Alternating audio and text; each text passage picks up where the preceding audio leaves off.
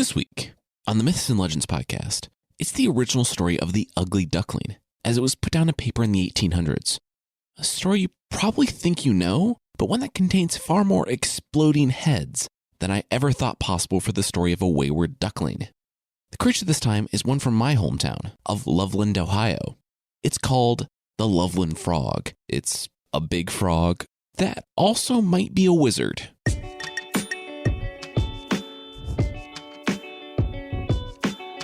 This is the Myths and Legends podcast, episode 70, Fowl Play. This is a podcast where I tell stories from mythology and folklore. Some are incredibly popular stories you think you know, but with surprising origins. Others are stories you might not have heard, but really should. Today's episode is brought to you by Rogue Wallets. If you're on the quest for the perfect Father's Day gift, the guys at Rogue Industries have you covered. They make slim, front pocket wallets up in Maine. And Rogue's wallets are crafted from awesome leathers, like bison, moose, and centaur.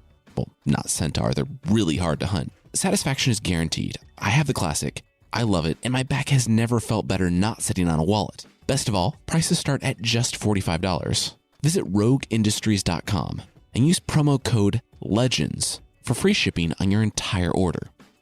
This week, it's one of those stories you think you know. It's the Ugly Duckling, a literary fairy tale by Danish fairy tale superstar Hans Christian Andersen. If you remember, he's the writer of the violent and weird original Little Mermaid, as well as the long and confusing Snow Queen, which went on to inspire Disney's Frozen. The mother duck, resting in her nest on a warm afternoon in early summer, looked on her eggs. They would be on the verge of hatching soon, and she marveled at the beauty of life.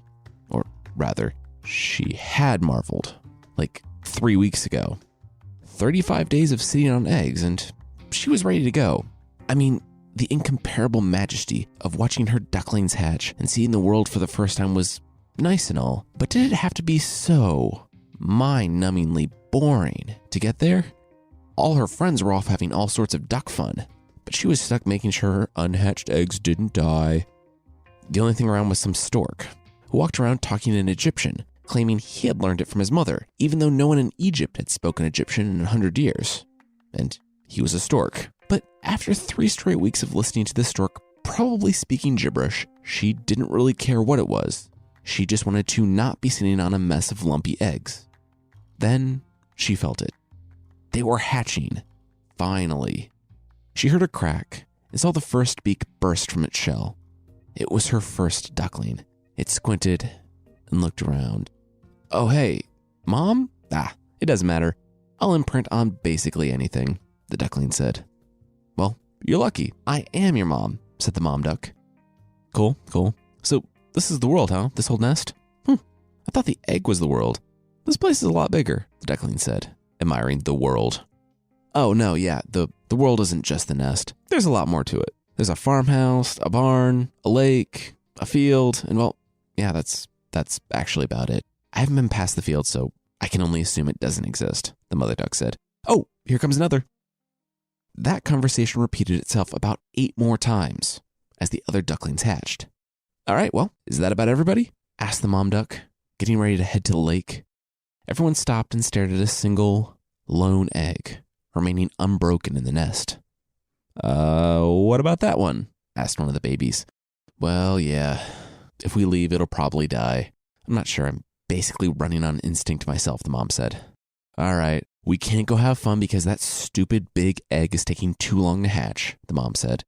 Everyone back to the nest. It might sound like I'm being harsh, but I'm not taking too many liberties with the text here. The mom is pretty harsh and impatient toward the last duckling in the original story. An old duck waddled by and asked the mom what was up with that weird big egg and the nest full of babies that just wanted to go swimming. The mom explained how it wouldn't hatch, and the old duck declared that it must be a turkey egg, so the mom should just give it up and let it die. He was persuaded by the turkeys to sit on one of their eggs once. Never again. The thing was big and weird and could not even swim when the duck threw it in the water. Wait, so, the mom duck said. Oh yeah, it died. Fairy tales from the 1800s are dark, said the old duck. Yeah, seriously, said the mom. Anyway, I've already been sitting for a few days. What's a little while longer? Okay, well, whatever. I don't really care. I think I'm just in this story to plant the possibility that it could be another bird, said the old duck.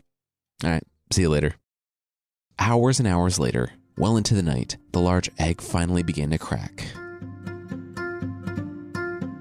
And the mom began packing up her things to explain life in the world to the newborns on the go when it finally happened. The last duckling was born. It was a boy. Wait. Oh, no. Is that what it looked like? If ducks were able to contort their faces in disgust, they would have done so.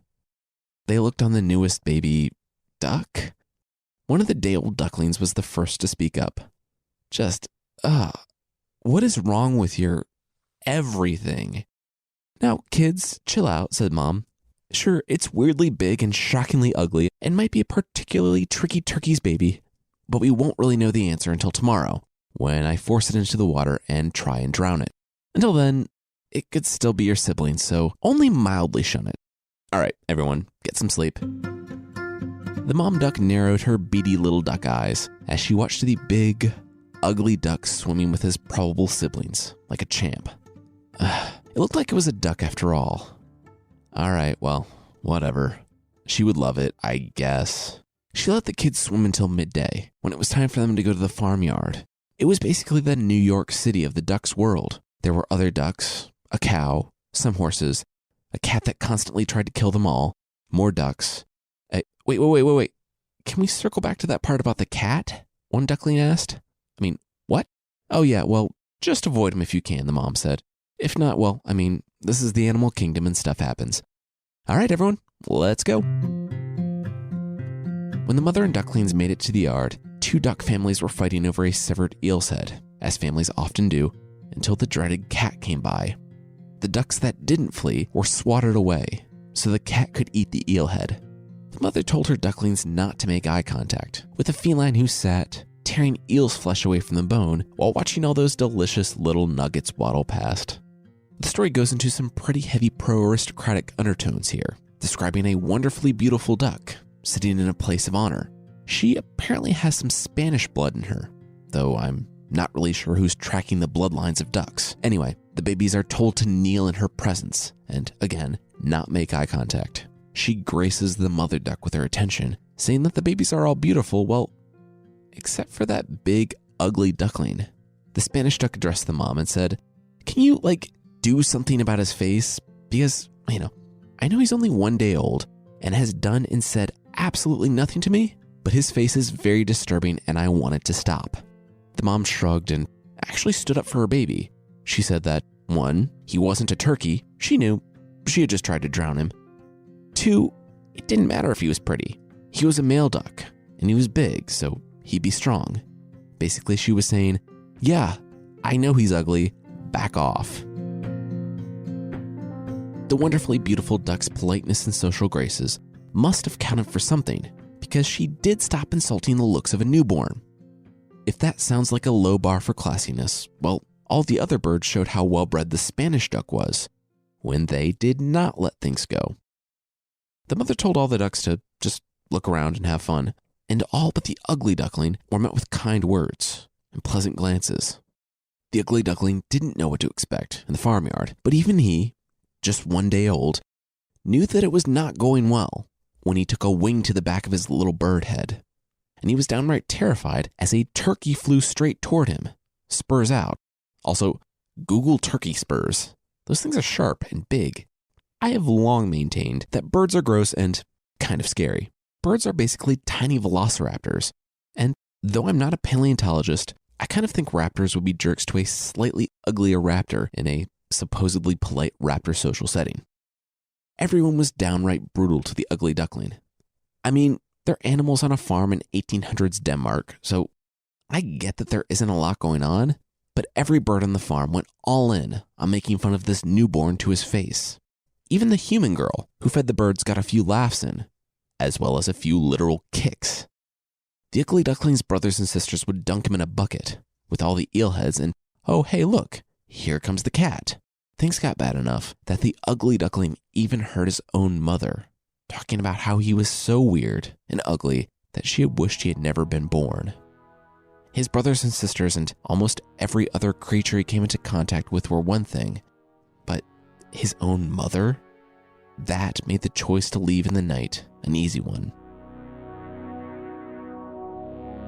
The other ducklings high-fived one another, having woken up to find that their aesthetically challenged sibling had almost literally flown the coop. The mother looked at the much larger space her son had occupied in the nest, and then out on the fields and lake and the world beyond. She hoped that wherever he was, wherever he ended up, that he found a peace that their world could never give him, on account of birds being incorrigible jerks and tormenting a newborn solely on appearance. The ugly duckling had flown that morning. It was exhilarating. He had taken off over the hedge, farther than his mom had ever gone, beyond the world that he or his siblings knew existed. He flew and flew and flew. Storms raged around him, tossing him in the night. And eventually, he dove into some long grass and huddled there until morning, when he heard quacking. He had wandered into a field of wild ducks. Though they weren't especially wild and still kept a cliquey little community, they didn't care if the ducklings stayed among them, as long as he didn't plan on marrying any of them. "Don't worry, I'm really just looking for a place to sleep and not be bitten by birds," the ugly duckling said. "Well, we won't bite you," one of the wild ducks said. "Unless you want to marry here, then we'll bite you." "I just said I wasn't looking to marry," the ugly duckling said. "Then okay, you can stay," the dad duck said. "Just don't marry anyone." "Oh, you're looking to marry, huh?" the ugly duckling heard in a honk behind him. "No," the ugly duckling said, and turned around to see two geese strutting through the fields. "I just told these ducks, well, if you want to marry, there's a whole field of geese over there. Then you can fly with us. You might be really ugly for a duckling, like really tough to look at, but you're not bad for a goose. You'd do all right," the geese agreed. Once again, not looking to settle down, the ugly duckling replied. "And would that even be possible?" With geese and certain types of ducks, yeah," one of the geese informed him, "but it's kind of rare and offspring are usually infertile. Anyway, you can fly with us after you get married. You're already big for a duck, so you could probably handle our flights." The ugly duckling smiled. He really wasn't interested in mating with a goose in the next field over, but flying with these guys, it could be fun. They would be like a little family, exploring the world together. He turned to one of the geese, excited to accept his offer, minus the next field over part, when the goose's head exploded. Instantly, the trees surrounding the moor rang with mini explosions. The duckling turned to the other goose, still in shock, with specks of the goose on his face, when the duckling was hit with more blood from the new hole in the other goose's chest. The duckling screamed and hid. From his hiding spot, he watched them all die. The geese, the kind yet still fairly close-minded other ducks, everyone. Those that tried to fly were picked off out of the air, and when the gunfire stopped, the dogs came in. The canines snatched up all the dead and wounded birds by their necks and dragged them from the moor. The ugly duckling shook as he heard a dog sniffing the air around the grass pile. The dog stopped and clawed at the grass until he exposed the ugly duckling. He lunged, but the ugly duckling felt only the saliva dripping on him from the dog's teeth, and not the teeth themselves. The dog hesitated and looked at the duck. Yeah, no, he wasn't doing that. He loved his master and wanted to be a good hunting dog and all, but he was not putting that in his mouth. I mean, he sometimes ate his own vomit, but even he had limits. Oof. None of the dogs bothered the duckling, who apparently was too ugly to eat, and the duckling ran past the bodies of his fellow birds, strewn about the fields, and for the first time in his life, he was just a bit grateful for his looks.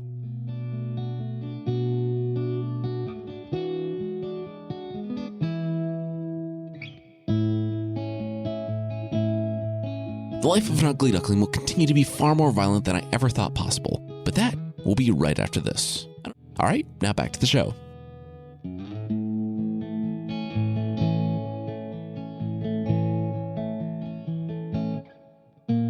Another storm raged, and the duckling came upon a cottage, glowing in the night, the warm fires inside illuminating the downpour around it. The duckling waddled toward the house, it would have to be pretty terrible for him to pass up in a storm like this. Upon arrival, the duckling was not encouraged. The cottage was so dilapidated that Andersen says the only reason it hadn't fallen down yet was because it couldn't decide which side to fall on. So I guess it wasn't just a shoddy cottage, but an indecisive one too. The duckling didn't even have to knock because the ill-fitting door hung high in its hinges, a large gap open below. Unlike a lot of the protagonists in many of our stories, the duckling knew that this probably was not a good idea, but as the thunderbolt cracked behind him, he dove under the large crack in the door and right into the paws of a tomcat.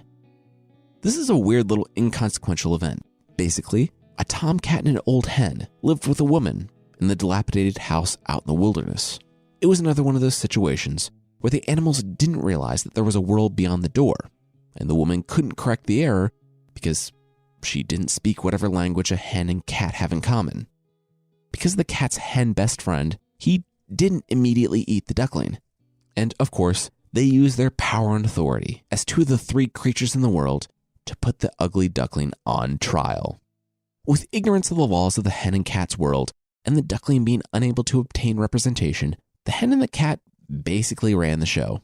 They thought since it looked like a bird, it could be another hen, so they decided to wait a few weeks to see if it would lay eggs. The ugly duckling stayed with them for 3 weeks and, surprise, did not lay any eggs. When his case was reviewed by the cat and hen, they told the ugly duckling that he should purr, because if he wasn't a hen, then logically, he had to be a cat. The duckling rolled his little bird eyes, said thanks for the place to stay for the past few weeks, and waddled out underneath the crack in the broken door. This pair was just too weird. He would take his chances in the wild. The ugly duckling awoke and looked down. Oh, cool. Frozen. Fantastic. The last few months had been uneventful. The duckling had stayed safe, but he was alone. The only thing he remembered from the last few months was seeing them. They were large white birds with long necks and the most glorious wings. They flew above him one day, and the ugly duckling could only watch in awe. He didn't know what they were, but they were majestic and wonderful. He felt a connection to them, though he knew that it was impossible. They were the most beautiful birds he had ever seen, and he was just a little ugly duckling. Seeing as he was a duckling that had been on his own for basically all of his life, no one had ever told him about winter. He noticed the temperature dropping, and then he could now see his duck breath in front of him, but he didn't know just how dire things would become until his lake began shrinking. It grew cold and hard on the edges, and he had to keep swimming and swimming to stop the ice from advancing. He swam for days and managed to slow, but not stop, the encroaching ice. Since ducklings sleep, he finally had to close his eyes, just for a moment. He tucked his bill under his wing and told himself that he would just go to sleep for like 20 minutes. A little duck power nap. 9 hours later, he awoke to find the lake frozen solid around the lower half of his body, and the little ugly duckling froze to death there on the pond, forgotten and alone. When the spring thaw came, his decomposing body dropped below the water, erasing all memory of his sad little life. The end. Just kidding. That's what the duckling thought would happen, as he just gave up. He had been fighting and fighting to live and be free, but for what? He would always be an ugly duckling, hated by everyone he saw. Then he heard footsteps crunching on the snow and the ice. Something was coming his way. The duckling gasped. It was a man. The duckling looked up and saw a man with an axe walking toward him in the light of the rising sun. If the duckling had shoulders, he would have shrugged. At least a man with an axe would be faster than slowly freezing to death. The man raised the axe above his head and brought it down next to the duckling. A few minutes later, the duckling was free, and the man was carrying the very cold bird back to his house. The ugly duckling shook and shuddered as he warmed himself in the peasant's house. The peasant and his wife and children wrapped the duckling with care. A life of people constantly berating you, hunting you, and casting you out has an effect, though.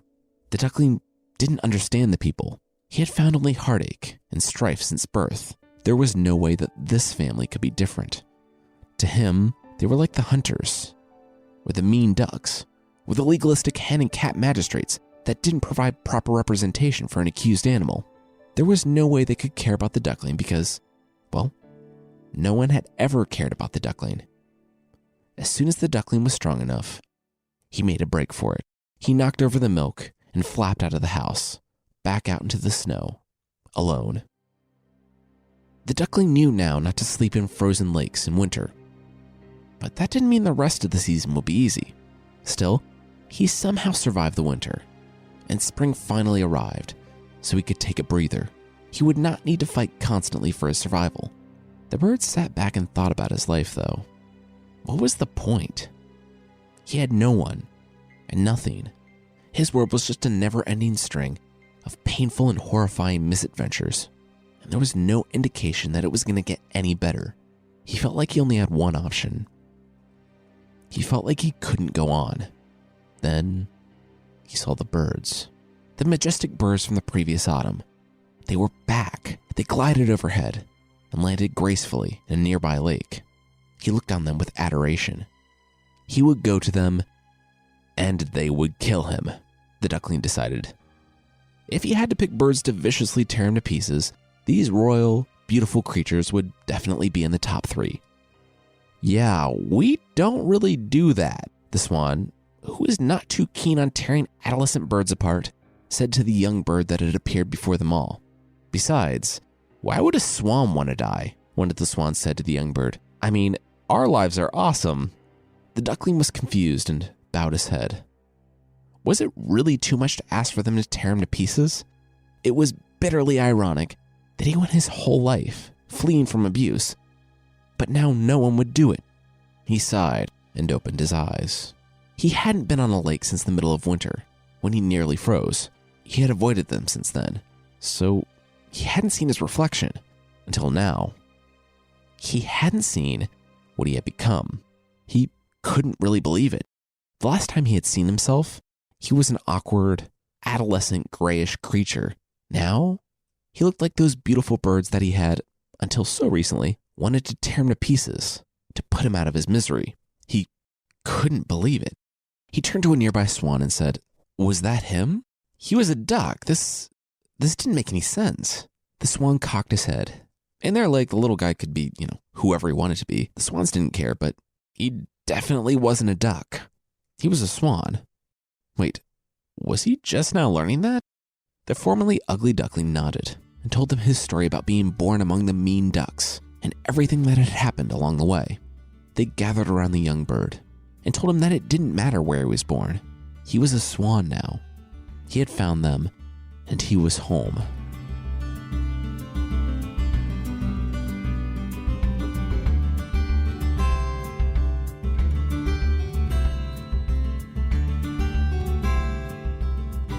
Now, I haven't been shy in my criticism of Hans Christian Andersen in the past, and I'm not in love with the original story of The Little Mermaid. And the Snow Queen is problematic as well, but I found this one to be kind of beautiful. And a better message for adolescents going through difficult times in their life than, you are awkward now, but you might be good looking someday. I read the story as saying that you'll have people telling you what you should be, what sorts of molds you should fit into. If you remember, the ugly duckling had the chance to stop on his journey and stay with the cat and hen. He just had to be a cat or a hen. Or maybe the time when he could have settled down and found a home, but he would have had to marry a goose. Instead of trying to be something he wasn't, he continued on his journey of self-discovery, even though it was absolutely horrible at times. I find the story saying that you can be different from everyone around you, and that's okay. It may be difficult, but you will find your home, and you'll be stronger and better for the experience. That's it for this week. Next time, last week's theme of rich guys making stupid choices continues when we start the stories of Sinbad the Sailor from 1001 Nights. Also, I was looking into it and no, swans wouldn't eat another bird, but it does seem like they'll attack anything that approaches the swan's nest. I found one story of a bird in Wales who had killed 10 other swans just because. So they can be aggressive. The one in Wales beat them with his beak and wings. Also, I found a story about a human outside of Chicago who had been drowned. He'd been kayaking around a small lake when a swan flew out and pushed him out of his boat.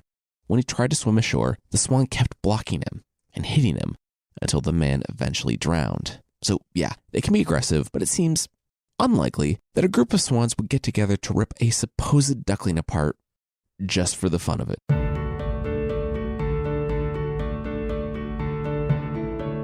I want to say thanks to Aviator 559, Nick 36, Clune 11, Fembot Goddess, Wildcat JG, Iganator, Kelly Joe John, Captain La La La, French Kicks, Bacon Chef, Andrew DC 87, Procrastinating at Work, Tim61T, Ange391, Untouched Urchin, Arjith, and The Boy Who Draws Cats, which, yeah, awesome name. Further reviews and the feedback on Apple Podcasts. You all are awesome. Thank you so much. And if you'd like to leave a review, Apple Podcasts is the best place. You can find the show there at apple.mythpodcast.com. And there's also a membership thing on the site. For less than the price of a toilet poncho, a poncho that, yes, doubles as a toilet, you can get extra episodes, source pack ebooks, and ad-free versions of the show that would not be really risky to wear at a concert where everyone's bumping into you.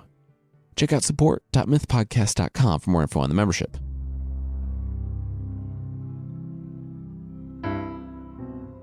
The creature this week is the Loveland Frog Man from Loveland, Ohio, in the United States.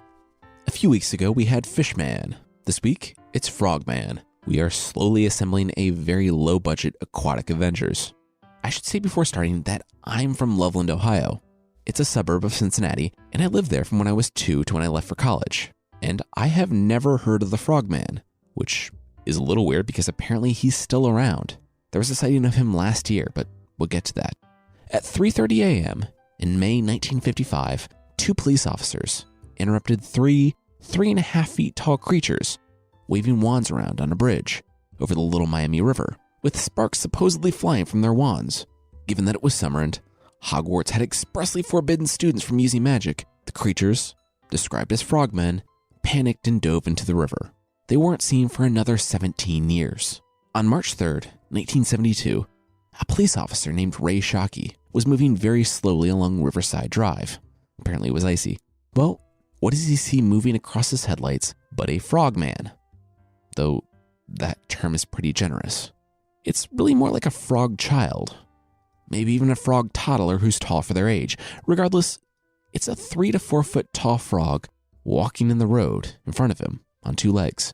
The creature stared at the police officer and then took his time walking to the guardrail and sliding down into the Little Miami River. I went canoeing in the Little Miami every summer growing up, and there were not a lot of frogmen. Virtually zero. And by virtually, I mean exactly 0. I saw 0 frogmen. Ray Shockey insisted that he saw a frog, saying that it had scratched the guardrail. 2 weeks later, on St. Patrick's Day, the plague of one really docile frog pretty much minding his own business continued. Another police officer, named Mark Matthews, saw something sleeping on some ice on the side of the road. Mark got out of his car to remove the animal from the roadside when the creature stood to its feet. Sources conflict about what happened next, and by sources, I mean just Mark, who has had a couple different stories over the years. He allegedly opened fire on the 3.5 foot tall frogman, who did what any self-respecting frogman would do and dove into the Little Miami River. Mark went back to the station and told people the story, defending his friend, Ray Shockey, who had been laughed at for the last 2 weeks. Well, Mark was laughed at too. No one really believed him or Shockey. And so Mark said, well, did he say frogman? You know, it could have just been someone's pet iguana that got loose. In which case, he missed an iguana crawling on ice in winter at point blank range. I don't really know which one's worse. I mean, shooting a cold iguana stuck on ice right in front of you has to be considerably easier than even shooting fish in a barrel, right? Well, the gunfire was removed from the story as time went on, and Mark doesn't like to talk about the incident anymore, saying that it was blown out of proportion. Anyway, that was 45 years ago, and I guess talk of the frogman died down, so much so that someone could grow up in the area, leave, and then move back to the area without ever learning of the frogman. Well, now the frogman is back. Remember when Pokemon Go was the coolest thing for like 3 weeks last summer? People were walking places at all hours of the night to find Pokemon. I even referenced it in a Creature of the Week. And nothing will date this podcast faster than me talking about how popular Pokemon Go is. Anyway, 2 teenagers were walking in a park at night last year in the summer of 2016 when they saw, of course, the frogman in the water. Fox 19, the local Fox affiliate here, ran a story on it, which cites, no joke, BigfootBlogspot.com as a source on the creature. The teenager said he wasn't sure whether or not the thing he saw in the dark was a frog-shaped man or a man-shaped frog, but it was definitely one of the two. I think we're kind of just splitting hairs here. I feel sorry for the intern at Fox 19 that had to lighten up the photo in question, which just seems like a person wearing a headlamp wading through the water. I linked it on mythpodcast.com.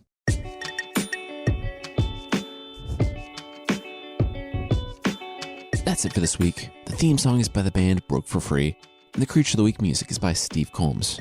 There are links to other music in the show notes, and I want to say thanks again to Dollar Shave Club for sponsoring us this week. For a great shave at a great price, join Dollar Shave Club.